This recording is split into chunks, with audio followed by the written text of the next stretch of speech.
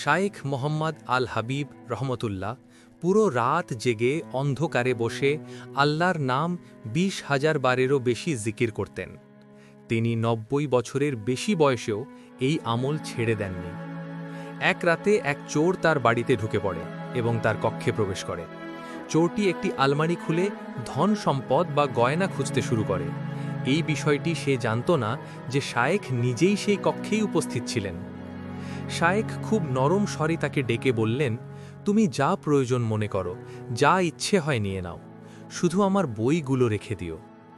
এরপর শায়েখ তার স্ত্রীকে ডাকলেন, তিনি চা এনে দিলেন, আর তারা অত্যন্ত আদর ও সম্মানের সাথে সেই চোরকে চা খাওয়ালেন। শায়েখ তাকে স্বস্তি দিলেন, ভয় না করতে বললেন, আবারও জানালেন প্রয়োজনে সে যা চাইবে নিতে পারে। এরপর তিনি তাকে আল্লাহর কথা বললেন, স্মরণ করিয়ে দিলেন যে তওবার দরজা সবার জন্য খোলা, আর পরম দয়ালু আল্লাহ সকলকে ক্ষমা করে দেন। তারপর চোরের জন্য খাবার প্রস্তুত করা হলো এবং সে শান্তভাবে খেতে বসল। শায়েখের এই অকল্পনীয় দয়া, মমতা ও ভালোবাসায় সেই মানুষটি হঠাৎ কান্নায় ভেঙে পড়ে। সে তওবা করে নেয় এবং নিজের জীবন বদলে ফেলে। এরাই হলেন আল্লাহর ওলি আর নবী করিমের প্রকৃত উত্তরাধিকারী। আল্লাহ যেন আমাদেরকে তাদের পদাঙ্ক অনুসরণ করার, আমাদের সমাজে তাদের চরিত্র বাস্তবায়ন করার এবং তাদের পথ অনুকরণ করার তৌফিক দান করেন। আমিন।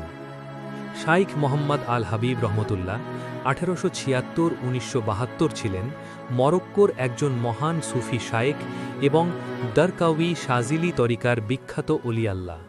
তার জীবন ছিল আল্লাহর মহব্বত এবং মানুষের প্রতি অসাধারণ দয়ার এক উজ্জ্বল নিদর্শন। ট্রু কাহানি, সত্য যখন ছুঁয়ে যায় হৃদয়। আরও অনুভব করতে এখনই সাবস্ক্রাইব করুন। আপনার সত্য গল্পটাই হতে পারে পরবর্তী ট্রু কাহানি। কমেন্টে লিখুন, আমরা সেটি উৎসর্গ করব আপনাকে ইনশাআল্লাহ।